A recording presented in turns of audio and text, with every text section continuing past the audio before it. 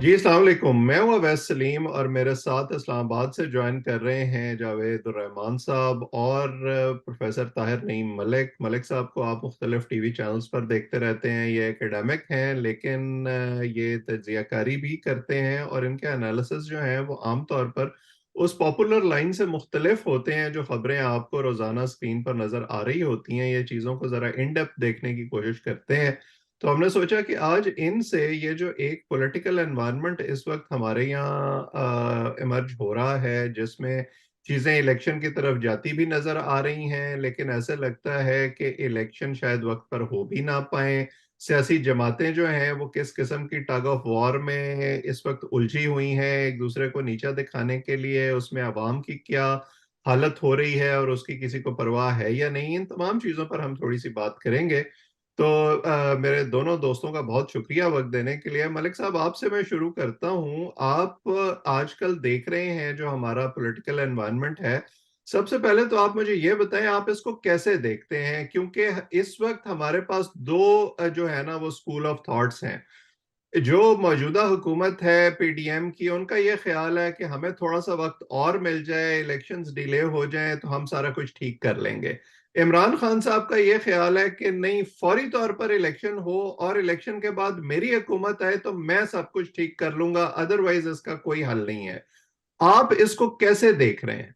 बहुत शुक्रिया आपका। आपका प्रोग्राम में हमेशा शिरकत करके लुत्फ आता है। मैं ऐसे ऐसे देखता हूँ कि देखें, इस ये साल तो है इंतखाबात का। तो जो इस दफा हमें हमारी इकॉनमी कोविड से निकली और यूक्रेन वार का शिकार हुई, और फिर इस वक्त मुल्क का एक बड़ा हिस्सा पिछले इससे आपने देखा है चंद माह कबल क्लाइमेट चेंज के नतीजे में जो सैलाब में गिरा है।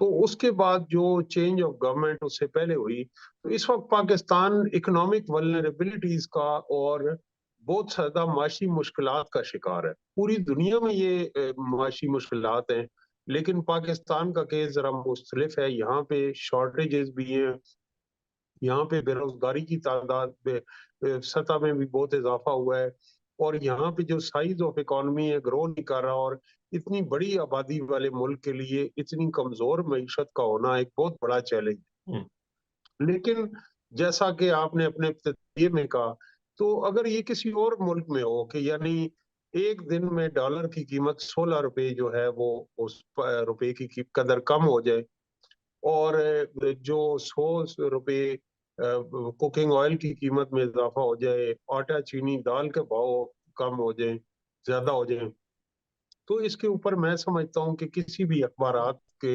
हेडलाइन जो हैं और जो टॉक शोज हैं और जो हमारे इलेक्ट्रॉनिक मीडिया उसकी हेडलाइन ये हो। लेकिन बदकिस्मती से मईशत या इकोनॉमी कभी भी हमारी सियासत का नंबर वन मौजू नहीं रहा। हम्म। आज भी आप देखें कि पैमरा ने पाबंदी लगा दी तकारीर पे, इमरान खान गिरफ्तार होंगे या नहीं होंगे। अब इमरान खान साहब को ले ले, बिलाशुबा इस वक्त वो मकबूल तरीन सियासी रहनुमा है। हम्म। लेकिन अगर आप उनका प्रोफाइल देखें, तो पिछले 15 साल से वो ये कह रहे हैं, एक वक्त था इफ्तिखार चौधरी मूवमेंट में, वो मुल्क के जो जो उनसे क्वेश्चन होता था मसले का क्या हाल है, वो कहते थे चीफ जस्टिस बहाल जिस मुल्क का नहीं होता, अदलिया आजाद नहीं होती, उसमें ये नहीं होता, उसमें सूरज नहीं चढ़ता, उसमें शाम नहीं होती, उसमें परिंदे चहचहाना भूल जाते हैं। हर मसले का हल वो कहते थे कि चीफ जस्टिस की बहाली। वो बहाल हो गए। उसके बाद करप्शन करप्शन गर्दान। फिर करप्शन से जब के बाद जब उन्हें इक्तदार मिला, इक्तदार से जब वो रुखसत हुए, तो उन्होंने कहा मेरे तो कुछ हाथ में था ही, हम्म। मैं बेबस था इस निज़ाम में। अब इस बेबस निज़ाम में जिसमें वो गलतियों का बरमला इतराफ कर रहे हैं, और वो दोबारा आना चाहते हैं। वो दोबारा कैसे वापस आना चाहते हैं कि वो पिछले आर्मी चीफ का कोर्ट मार्शल करना चाहते हैं और अगले से अच्छे मरासिम इस्तवार करना चाहते हैं। तो इस वक्त जितनी भी सियासी जमातें हैं, मेरा ख्याल है पीटीएम को छोड़ के जो एक सोशल मूवमेंट है, और बाकी सारी जो सियासी जमातें हाइब्रिड मॉडल को में वो एज ए किराएदार के तौर पे आना चाहती हैं। वो हम्म। ये चाहती हैं कि जो शेयर है इस वक्त, आप वोट को इज्जत दो। नून लीग का बड़ा बयानिया था, मियां नवाज शरीफ, मरियम नवाज शरीफ ने बड़ी मजामती सियासत की, और फिर अचानक खबरें आएंगे मामला दुरुस्त हो रहे हैं, चंद मुलाकातें जो खुफी हैं उनके नतीजे में इख्तिदार मिल गया। अब यही कोशिश इमरान खान साहब की है कि वो इसी तरह की कुछ अपने मामला दुरुस्त करके आ जाएं। जो उन्होंने मगरिब मुखालिफ बयानिया दिया, उस बयानिए को दुरुस्त करने के लिए फवाद चौधरी साहब तहरीक इंसाफ की जो सेक्रेटरी इत्तलात हैं, वो भी एम्बेसी में गए हैं और वहां भी मुलाकातें हुई। एक पीआर कंपनी भी हायर हुई है। लेकिन मैं ये समझता हूँ इस सारी व्हीलिंग डीलिंग से, ये अभी जो कहा जा रहा है कि सिर्फ इंतखाबात हल है, हम्म। तो इंतखाबात से पहले ये मान लिया जाए ये साल इंतखाबात का है। वैसा आप अमेरिका में, आप ये बताइए कि अमेरिकन प्रेसिडेंट का जो इलेक्शन होता है, उसके अंदर जो वोटर होता है वो किस तरह अपनी राय खामोश अक्सरियत बनाती। इकोनॉमी पे, फॉरेन पॉलिसी पे, नेशनल सिक्योरिटी पे, हेल्थ पे, एजुकेशन पे राउंड्स होते हैं, हम्म। उस पे डिबेट के राउंड होते हैं और डेमोक्रेट और रिपब्लिकन कैंडिडेट पूरी कौम को बताते हैं कि मेरी ये पर, और लोग उनकी रेटिंग करते हैं। करोड़ों लोग, करोड़ों राय दहिंदगान कि मेरी जिंदगी में ये तब्दीली आएगी, फलां लीडर की इकोनॉमिक पॉलिसी इतनी है, वो शरह सूद ऐसे रखेगा, उसकी खारजा पॉलिसी में ये तब्दीली होगी, वो खसारे पे मबनी मीशत से कैसे जान छुड़ाएगा। हमारे यहाँ ये डिबेट ही, हर हम्म। सियासी जमात अपोजिशन में रह के प्राइवेटाइजेशन की बात करती है, और जब इक्तदार में आती है तो वो कोई जो गवर्नमेंट उसके ऊपर अपोजिशन कहती है कि स्टील मिल की निजकारी ना की जाए, पीआईए से जान ना छुड़ाई जाए, खसारा स्टेट रन इंस्टीट्यूशन का कैसे कम किया जाए, इसके ऊपर उसका वो ही मौकफ होता है कि अपोजिशन में वक्ती मुफाद के लिए उसकी पॉलिटिकल पॉइंट स्कोरिंग के लिए। तो हम्म। किसी भी सियासी जमात के पास माशी विजन नहीं, इकोनॉमिस्ट नहीं, इकोनॉमिक रिफॉर्म एजेंडा नहीं, कि वो हम्म। इक्तदार में आने के बाद कैसे करे। अभी मसलन पाकिस्तान मुश्किलात में घिरा हुआ है, एक आदमी तजर्बाकार लोग हैं, इसहाक डार साहब आएंगे, उन्होंने डॉलर को कंट्रोल माजी में भी किया, भी किया, कंट्रोल करने का नतीजा हुआ है कि जिन बेकाबू हो गया। इसी तरह असद उमर साहब की हमने देखी परफॉर्मेंस, हफीज शेख की, शौकत तरीन साहब की देखी। अब इमरान खान साहब ने, मैं रोज उनका देखता हूँ कि वो 5 मिनट भी इकोनॉमी पे बात नहीं कर सकते, ना करते। तो ये जो लोगों को सिंपल सोल्यूशन बताए जा रहे हैं, जब तक मईशत और रियासत की सिमत दुरुस्त नहीं होगी, हमारे हालात दुरुस्त नहीं होंगे। और मईशत और रियासत की सिमत दुरुस्त करने वाला इस वक्त ना कोई इदारा है पाकिस्तान में, खा वो अदलिया है या एस्टेब्लिशमेंट है, और ना सियासी जमातें। हम्म। इनके अंदर वो विजन, कैपेसिटी या वो है ही नहीं सिमत की ये मईशत और रियासत की सिमत मुकर्रर कर। इसकी मैं आपको एक छोटी सी मिसाल देता हूँ। पाकिस्तान की तेजी से दुनिया में जो बढ़ रही है आबादी, उन मुल्कों में शुमार है। यहाँ पे फैमिली प्लानिंग फेल हो चुकी। पाकिस्तान में गुज़श्ता 1-2 दहाइयों से जो फैमिली प्लानिंग के इश्तिहारात हैं वो आपके मीडिया पे नहीं चल सकते। जो साथी के इश्तिहार थे वो बैन हो गए कि ये गैर शरई हैं, गैर इखलाकी हैं।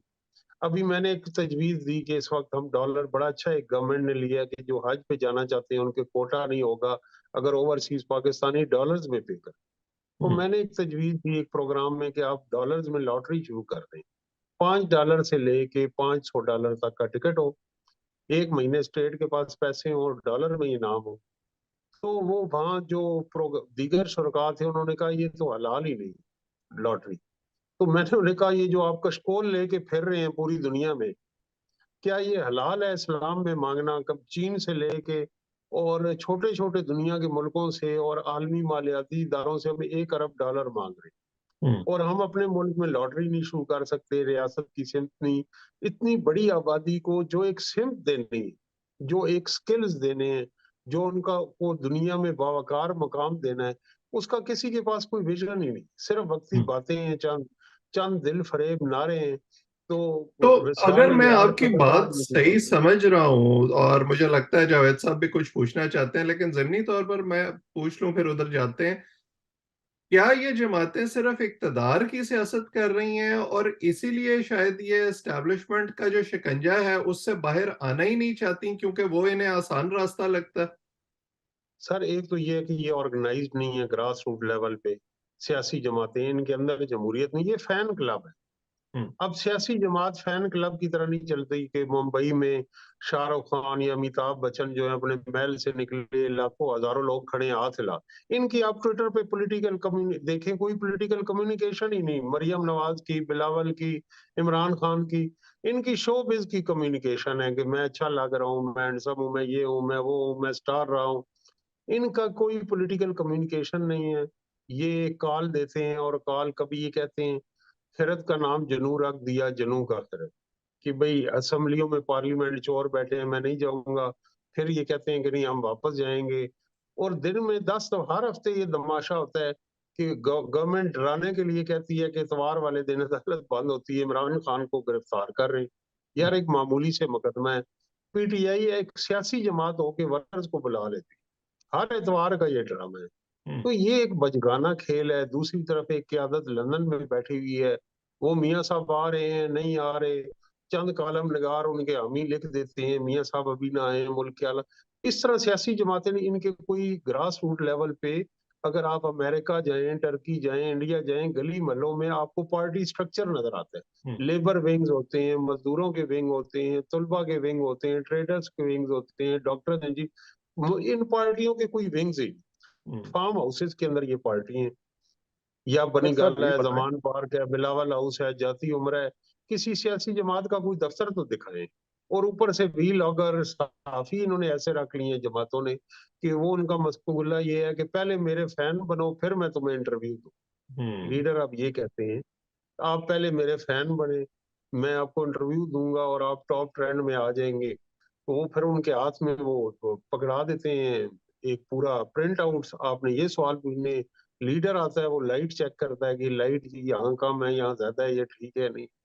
तो ये इस मलिक वक्त साहब। सहाफत की भी मौत हो चुकी है माशरे में, और सियासत की भी मौत हो चुकी हम्म। बिल्कुल सही कह है। रहे अब हैं एक मलिक आखिरी साहब, ये बात ये बताएं। कहूंगा, टाइम टाइम के कवर मैगजीन में जो आयशा लड़की की क्लाइमेट चेंज के हवाले से पाकिस्तान का जो फखर है जंग से ताल्लुक रखती है, जो कवर पेज पे, वो पाकिस्तान के किसी टीवी चैनल पे मैं अपनी बेटी को बता रहा था, वो टिकर भी नहीं बन सकी खबर। हम्म। आप देखिए टाइम रिसाले के कवर पेज पे एक पाकिस्तानी लड़की का क्लाइमेट चेंज के हवाले से कवर स्टोरी में आना पड़ा, हम्म। बिल्कुल लेकिन सही आप कह रहे हैं। किसी पाकिस्तान के टीवी चैनल के खबरों को तो छोड़ उसका टिकर भी नहीं पा। तो ये एक जहालत पर मबनी एक फिजा है, इसके अंदर इन्होंने लोग, ठीक है, वो खूब फल फूल रहे हैं। मलिक साहब ये जावेद साहब बताएं कि के सवाल कर।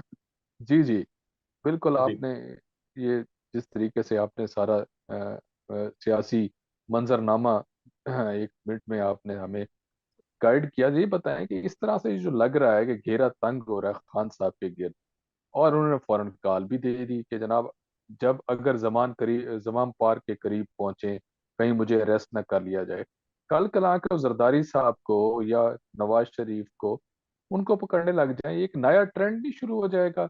जब भी किसी के करीब आओ तो फौरी तौर पे कॉल दे दो, मतवालों को बुलवा लो, जियालों को बुला लो कि हमें पकड़ने ना आना, और वो उनके गिर्द जरदारी हाउस के गिर्द खड़े हो जाएं, या इधर आपके नवाज शरीफ साहब को पकड़ने आए तो उनके गिर्द आके उनके खड़े हो जाएं उनके सपोर्टर्स। ये किस किस्म का ट्रेंड है, और वो ये महसूस कर रहे हैं कि मेरे गिर्द घेरा तंग है। ये एक नई फिजा देखिए, एक तो बनती हुई बात नजर आ रही है। मैं ये कहता हूँ कि सियासत में never show your weakness to the enemy. अब ये है कि ये इन्होंने एक वीकनेस शो कर दी है कि इमरान खान साहब जेल जाने से घबराते हैं हम्म। और नवाज शरीफ साहब जेल में रहने से घबराते हैं। अफसोसनाक बात ये, तो दोनों का अब ये है कि ये बचगाना मामूली से मुकदमात हैं, आज आप गिरफ्तार होंगे उसी वक्त आपको रिलीफ अभी नहीं मिलेगा, सुबह मिल जाए। तो आप अंदर वाली जेल में रहना चाहते हैं खौफजदा होके, बाहर नहीं। तो जिसको दिलो जहां अजीज उसकी गली में जाएगी। अब आपके, अभी मैं शाह महमूद कुरैशी साहब का सुन रहा था, 35 साल में पहली दफा 2-4 दिन जेल गए, वो भी हमें नेल्सन। मैं ये सवाल करता हूँ, ये सारी सहूलियात अली वजीर को क्यों नहीं मिली? हम्म। उसको यूट्यूबर नहीं मिले, उसको रिहाई के बाद स्क्रीन नहीं मिली, उसको रात को अदालतों से इंसाफ नहीं मिला। अब भी किसी चैनल की जरूरत नहीं है कि उसको बुला सके। तो हमारी रियासत खुद लोगों को हीरो बनाती है, जीरो बनाती है इन्हीं को। जो आज इक्तदार में है वो हीरो हैं, कल के वो इसी तरह हीले बाने। अब ये जो मिडिल क्लास का सबसे बड़ा मसला है कि रूल ऑफ लॉ की बात करती है, करप्शन की बात करती है। जब रूल ऑफ लॉ इन पे लागू होता है तो फिर ये एक्सेप्शन ड्रॉ करते हैं, फिर एग्जेम्पशन इस्तिस्नात की तरफ ही आते हैं कि नहीं जी शुरू वो में आप देखें खान साहब साबिक वजीर आजम रहे हैं, तो वो कैसे वहां पेश हों, वो पाकिस्तान का स्टार है, उनको खतरा है। मेरा सवाल ये है कि और हमारा अदालती निज़ाम में इंसाफ नहीं। ये तीन सेट ऑफ आर्गूमेंट पीटीआई के फॉलोअर। तो क्या अदालती निज़ाम आपको हुकूमत मिली, आज पीडीएम के पास हुकूमत है, आपने 4 साल में कोई जुडिशल रिफॉर्म्स की? हम्म। आज जो गवर्नमेंट है उसने जुडिशल रिफॉर्म, और क्या अदालतों में इंसाफ ऐसे मिलेगा कि हजारों फॉलोअर्स को मैं लेके वहां एक तरफ तो आप मगरिब की मिसालें देते हैं, हजरत उमर की मिसालें देते हैं, और दूसरी तरफ आपका ये तर्ज अमल है। तो ये सारा एक, लेकिन जो उनका फॉलोअर है वो फैन फॉलोअर है, वो जो भी कहेंगे वो कहेंगे कि ये हमारी आंखों का सरमा है, जो उन्होंने वो डिसीजन लिया है। खान साहब तो मान लेते हैं कि मेरी ये गलती थी, मेरी ब्लंडर थी, उनका फॉलोअर सोशल मीडिया पे लड़ रहा होता है। हम्म। तो ये जो मेरा ख्याल है एक वीकनेस इमरान खान साहब ने शो करा दिया। अब हर इतवार को, हर कुछ दिन बाद, और एक दिन इसी तरह शेर आया, देखिए इमरान खान साहब अरेस्ट हो जाए। गवर्नमेंट ये चेक करती है कि इस तरह का शोशा छोड़ के कितने बंदे आए। हम्म। जब आप कोई पार्टी कॉल देती है तो फिर पाकिस्तान में इमरान खान साहब मकबूल रहनुमा है, सियासी जमात है उनकी, तो फिर चारों सूबों में कम से कम बड़े बड़े शहरों में 50-50 हजार बंदा तो निकलना चाहिए ना। हम्म। आपके घर के जी वो करीब 500 बंदा खड़ा है, ये खड़ा है, ये कोई मतलब इस ये वैसे एक। जहां तक मलिक साहब आप निकलने की बात कर रहे हैं, तो हमने जेल भरो तहरीक में भी लोगों को निकलते हुए देखा है। और वो उसी जेल भरो तहरीक को आज वाली तहरीक उसका जो बानी था, जब उसको अरेस्ट करने आए हैं तो उनको भी देखा है हमने किसी तरह से। पहले उनके शिबली फराज साहब कह रहे हैं कि जनाब वो अंदर मौजूद नहीं है, फिर वो अंदर से तकरीरें कर रही हैं कि आपने, मेरे जो सपोर्टर्स हैं, इधर उधर कहीं नहीं जाना, ये रात 10 बजे तक हो सकता है मुझे अरेस्ट कर लें। चलें, ये तो खान साहब का हो गया। इधर आपने शुरू में बात की इलेक्शन से रिलेटेड कि इलेक्शन का साल है।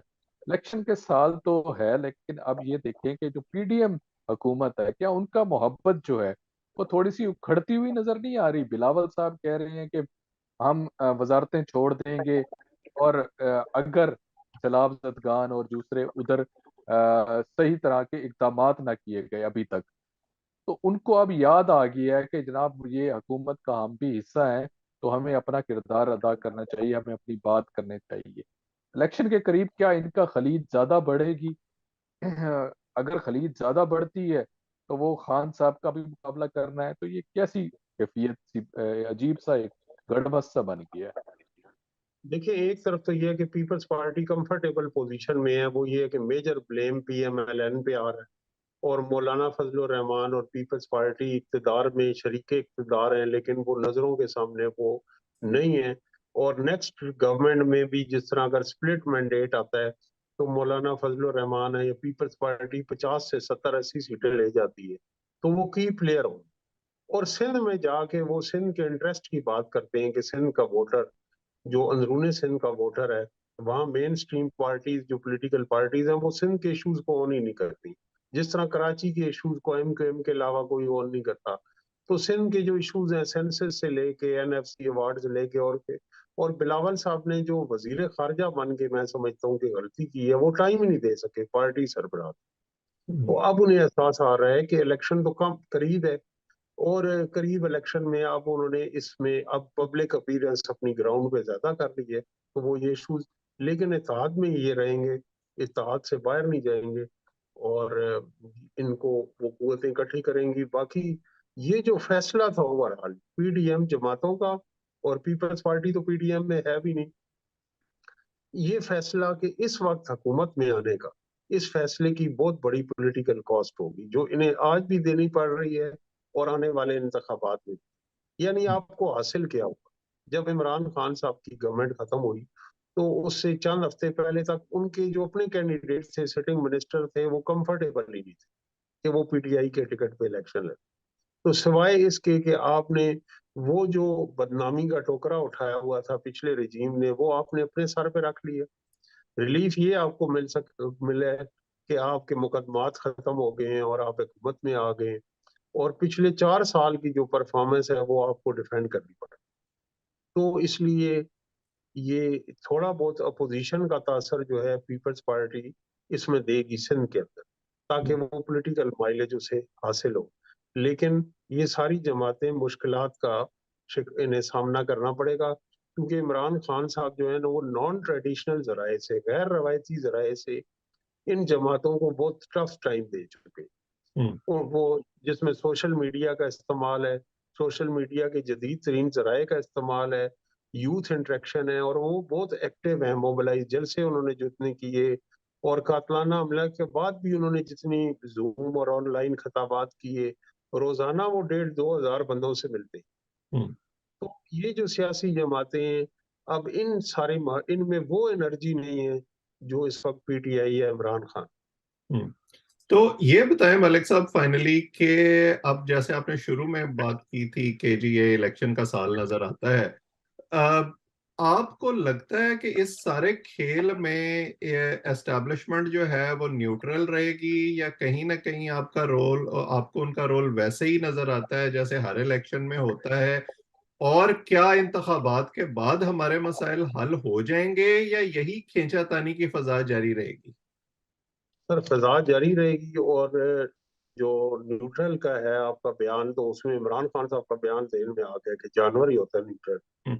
तो अरस्तू ने तो ये कहा है कि सियासी इंसान जो है वो सियासी जानवर है। हम्म। तो ये इस्टेब्लिशमेंट के जो इंटरेस्ट है हमारे रिसोर्सेज में और सियासत में, जब तक ये सियासी जमातें अपनी इतनी कैपेसिटी नहीं बिल्ड करेंगी, इस वक्त वैक्यूम में इस्टेब्लिशमेंट कमजोर हुई ये, लेकिन तारीख का ऐसा मोड़ है कि इस वैक्यूम को फिल करने के लिए कोई सियासी जमात आगे आने के लिए तैयार है। हम्म। 1986 में मोहतरमा बेनजीर भुट्टो का एक मौकफ था कि फौज की सियासत में इन्वॉल्वमेंट नहीं होनी चाहिए, बाकी सारी जमातें एक तरफ है। इस वक्त 2023 में किसी भी सियासी जमात का ये मौकफ है, तो वो कैसे वीक, अभी वो हालात के जबर पे कमजोर हुए हैं, लेकिन वैक्यूम को फिल करने के लिए कोई सियासी कुव्वत नहीं। लेकिन इस्टेब्लिशमेंट को ये परेशानी जरूर है, एक तो दो चीजों का उन्हें चैलेंज है। एक तो लेजिटिमेसी का क्राइसिस है, उनकी लेजिटिमेसी एरोड होगी।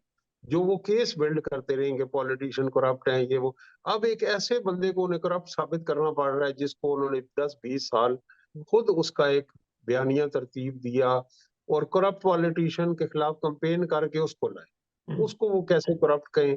और उसने इनके ऊपर गद्दारी का या उनकी उपल वतनी को क्वेश्चन कर दिया। बड़े क्लेवरली इमरान खान साहब की दाद देनी पड़ेगी कि वो उन्होंने बयानिया बनाया, यानी वो लोग गद्दारी के जो सर्टिफिकेट बांध रहे थे, आज वो अपनी उपल वतनी की सफाइयां दे रहे हैं। तो इससे बड़ी बढ़ के और हम्म। सक्सेस क्या होगी। दूसरा इशू है रिसोर्सेज का। हम्म। इस्टेब्लिशमेंट को हमेशा 60 से हम ये देखते हैं कि वो जो इस्टेब्लिशमेंट है वो उसको जो जियो पोलिटिकल एनवायरनमेंट है उसके अंदर कोल्ड वार हो, या 60s की या 80s की सोवियत यूनियन की हो इंटरवेंशन अफगानिस्तान में, या 9/11 हो, या चाइना का गवादर पोर्ट डेवलप करना हो, किसी न किसी तरह से उनको रेंट्स मिलते रहे हैं, रिसोर्सेज मिलते रहे। तो अब ये ना रिसोर्सेज आ रहे हैं और हम्म। लिजिटिमेसी भी उनकी क्वेश्चन हो रही है। ये उनके लिए बहुत बड़ा चैलेंज है। इन दो चीजों के ऊपर अब मुल्क की मईशत भी इसी वजह से सफर कर रही है, क्योंकि इन्होंने इसके अलावा कभी सोचा ही नहीं। हम्म। पाकिस्तान एक नेशनल सिक्योरिटी स्टेट रहेगा, और हमें बाहर से पैसे आ जाएंगे, ओवरसीज पाकिस्तानी भी भेजेंगे, और जो ग्रेट गेम है का हिस्सा रहेगा पाकिस्तान, बाहर से पैसे आने। तो बाहर से पैसे आने बंद हो गए हैं, और अंदर आपकी लेजिटिमेसी नहीं रही। तो ये दो बहुत बड़े चैलेंज हैं जो बाहर से परेशानी है इस वक्त एस्टेब्लिशमेंट। बिल्कुल सही है। और मेरा ख्याल है कि इससे बेहतर समिंग अप नहीं हो सकती कि हमारे जो खारजा महाज पर चैलेंजेस हैं, जो दुनिया की रियलिटीज हैं, वो भी तब्दील हुई हैं, और मुल्क के अंदर तो हमारे यहाँ एक मुसलसल मद्दोजहर की कैफियत रहती ही है जब तक हमारी सियासी जमातें, जैसे कि आपने बड़ी डिटेल में उसको एनालिसिस किया कि उनकी तरजीहात क्या हैं, और हमारे अस्करी इदारे जो जिम्मेदार रहे हैं बहुत सारी चीजों को उन्होंने अपने कंट्रोल में रखा है, जब तक ये इन तमाम चीजों को रिकग्नाइज नहीं करेंगे मेरा ख्याल है कि मामलात हल नहीं होंगे। बहरहाल आज की नशस्त हम यहीं ख़त्म करते हैं। आप इस चैनल को सब्सक्राइब करें ताकि हमारी गुफ्तगू आइंदा भी आप तक पहुंचे। कमेंट सेक्शन में अपनी राय से भी ज़रूर आगाह किया करें। जावेद साहब आपका, ताहिर मलिक साहब आपका, और जो लोग हमें देख रहे हैं सबका बहुत बहुत शुक्रिया।